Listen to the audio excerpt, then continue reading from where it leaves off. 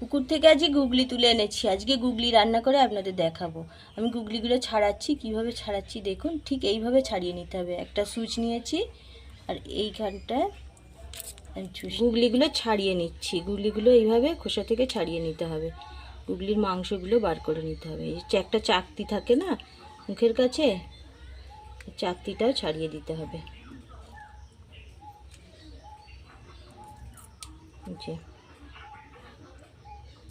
আমি আগে থেকেই ছাড়িয়ে নিয়েছি অনেকটা, আপনাদের কয়েকটা ছাড়িয়ে দেখাচ্ছি।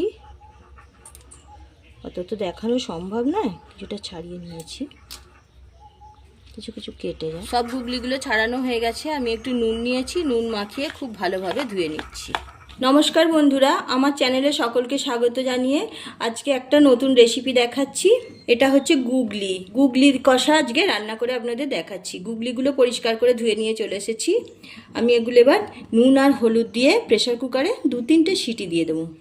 অনেকগুলোই গুগলি হয়েছে, 250 গ্রাম মতো হয়ে যাবে। এই সময় পুকুরে গুগলিগুলো পাওয়া যায়। হলুদ গুঁড়ো দিয়ে দিলাম, নুন, ঢাকনা বন্ধ করে দিচ্ছি। সিদ্ধ হয়ে গেলে ফিরে আসছি। ছিদ্রযুক্ত থালা নিয়েছি, তার মধ্যে ঢেলে নিচ্ছি। একটু পরিষ্কার করে ধুয়ে নিতে হবে।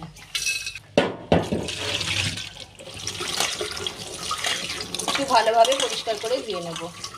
এইভাবে ভাপিয়ে নিলে সিদ্ধটাও অনেকটা হয়ে যায়, আর এই গুগলির যে একটা গন্ধ থাকে না, সেই গন্ধটাও কেটে যায়। পরিষ্কার করে দিয়ে তারপরে আমি রান্না করি। কড়াইতে তেল দিয়ে দিয়েছি, তেল গরম হয়ে গেছে। আমি ছোট ছোট ডুমো করে আলু কেটে রেখেছি, আলুগুলো প্রথমে ভেজে নিচ্ছি। একটু হলুদ গুঁড়ো দিয়ে দিলাম, সামান্য নুন হলুদ দিয়ে আলুগুলো ভালোভাবে ভেজে তুলে নেব। আলুগুলো ভাজা হয়ে গেছে, তুলে নিচ্ছি। সব আলুগুলো তুলে নিয়েছি। এবার ওই তেলের মধ্যেই ফোড়নে দিয়ে দিচ্ছি তেজপাতা, জিরা, এলাচ, লবঙ্গ আর দারুচিনি, কাঁচা লঙ্কা, কারি পাতা দিয়ে দিলাম। একটু নাড়াচাড়া করে নেব। পেঁয়াজ কুচি দিয়ে দিচ্ছি। পেঁয়াজগুলো ভালোভাবে ভেজে নেব। পেঁয়াজগুলো অনেকটা ভাজা হয়ে গেছে। এবার দিয়ে দিচ্ছি টমেটো কুচি। টমেটোগুলো নাড়াচাড়া করে আরও কিছুক্ষণ ভেজে নেব। পেঁয়াজ টমেটো ভাজা হয়ে গেছে। দিয়ে দিচ্ছি 1 চামচ আদা রসুনের পেস্ট। আদা রসুনের পেস্ট দিয়ে আরও কিছুক্ষণ নাড়াচাড়া করে নেব। একটু চিনি দিয়ে দিলাম, হলুদ গুঁড়ো, লঙ্কা গুঁড়ো, জিরে গুঁড়ো, সামান্য জল দিয়ে মশলাটা কষিয়ে নেব। মশলাটা কষানো হয়ে গেছে, মশলা থেকে তেল ছেড়ে দিয়েছে। এবার ভাপিয়ে রাখা গেঁড়ি বা গুগলি যাই বলুন না কেন, সেগুলো দিয়ে দিচ্ছি। মশলার সাথে গুগলিগুলো খুব ভালোভাবে কষাতে হবে। প্রচুর উপকারী। এখন তো ডাক্তাররা এই গেঁড়ি, গুগলি, শামুক, ঝিনুক এইসব জিনিসগুলো খেতে বলছে। এতে প্রচুর পরিমাণে প্রোটিন, ভিটামিন এবং ক্যালসিয়াম আছে। যাদের হাড়ের প্রবলেম, চোখের সমস্যা আছে, তাদের তো খাওয়া খুবই উপকারী। তো এই গুগলিটা রান্না করে আপনাদের দেখাচ্ছি। এইভাবে রান্না করেও খেতে পারেন। তাছাড়া গুগলির ঝোল কিংবা অম্বল খেতেও খুব ভালো লাগে। আমার ছেলে মেয়েরা যখন ছোট ছিল, আমি তখন প্রায়ই পুকুর থেকে অল্প পরিমাণে তুলে এনে ওদের ঝোলে দিয়ে দিতাম। আমাদের বাজারে পাওয়া যায়, কিন্তু খুব কম পাওয়া যায়। বাজারে খুব কমই আসে, পাওয়াই যায় না। বাজারে আসলে সাথে সাথে বিক্রি হয়ে যায়।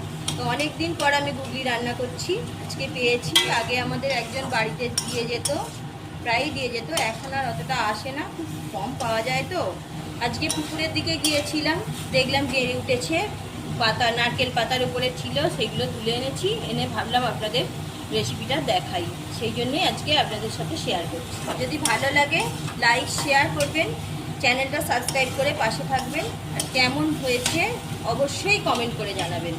কথা বলতে বলতে গেঁড়িগুলো কষানো হয়ে গেছে। ভেজে রাখা আলুগুলো দিয়ে দিচ্ছি।